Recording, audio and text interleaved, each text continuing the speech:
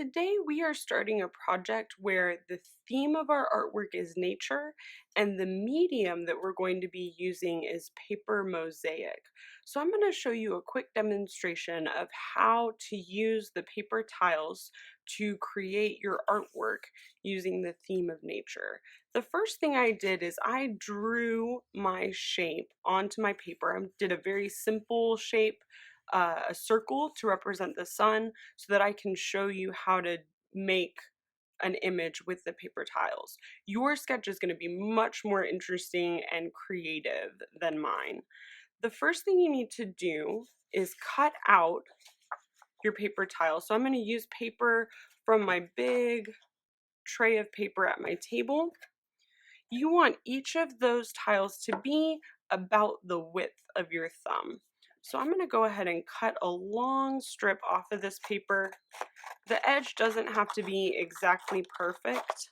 It's okay if it's a little bit diagonal or wiggly. After you cut the strip off, then you're going to go ahead and cut each piece. And again, you want each of those pieces to be about the width of your thumb. The pieces don't all have to be exactly the same size or shape.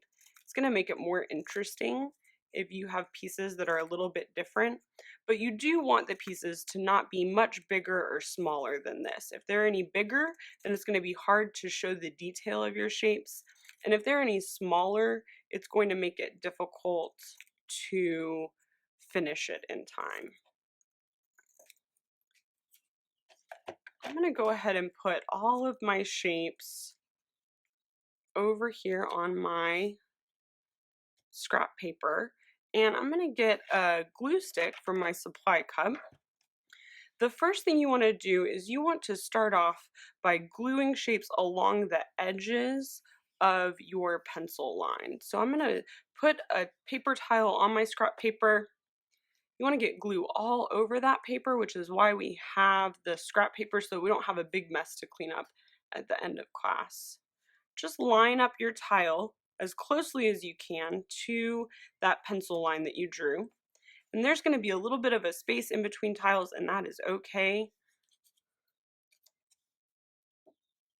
There also might be different edges, different sizes, and that is also okay. That's going to be what makes your artwork interesting to look at.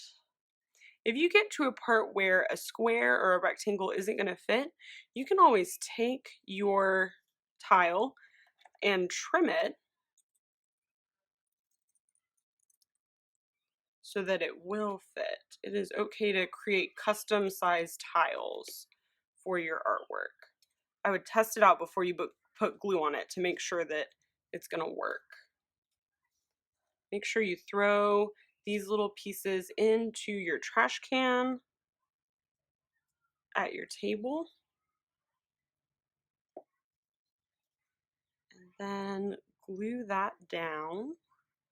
When you're filling in the inside of your shape, and also when you're doing the outline, you can use one solid color for the whole thing, or, and I've got some extra pieces that I've cut out and saved in a bag, you can also mix and match colors. So I might decide that I want to mix and match some yellow inside of the sun, and that would be an interesting way to add some new details into your artwork.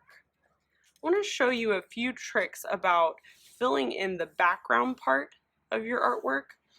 I'm going to need to cut out some more light blue tiles. So I'm going to do it about the width of my thumb. And then I'm going to make each tile also about the width of my thumb.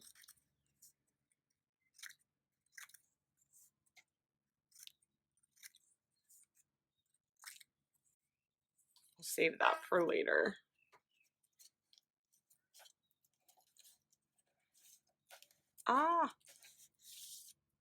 Once you have all of those pieces cut out, the next step is going to be to add in your background color right next to the line that you drew. So you want to have colors inside the line and colors outside of the line. So to do that, it's the same process. You're going to put glue all over your tile. and then you want to line it up so that it's right on the edge. That's going to help your shape to pop out. When you're filling in that background space, after you've outlined the shape, you want some of those shapes to go off the page.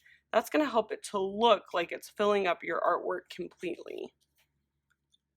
So when you're gluing down to fill out the background, once you get to the edge of the paper, let some of those shapes go off the page if they need to. This one did not go off the page, so I'm going to change it. Oop, there we go. It's going off the page just a little bit.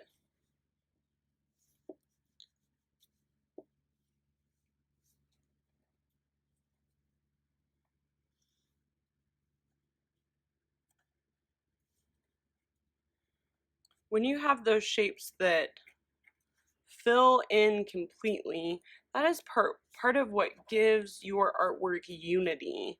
It makes it look like it is a complete and finished piece of artwork. So I would just keep filling it in. Remember, I don't have to use one solid color for the background. I could mix it up and use another shade of blue, or I could use a different color to fill it in. I'm going to custom cut a shape right here. So I can see that that gap right there, I don't want it to be too open.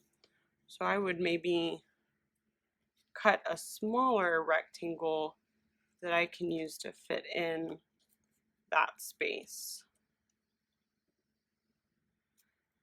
Those kinds of details are going to help your artwork to look really interesting. I should have checked it before I cut it. That's okay. I'm going to trim it off.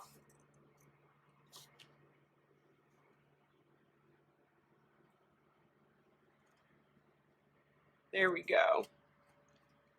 Once you have that background filled in, you want to flip your artwork over, and any of those little shapes that are going off the edge, go ahead and trim those up with your scissor.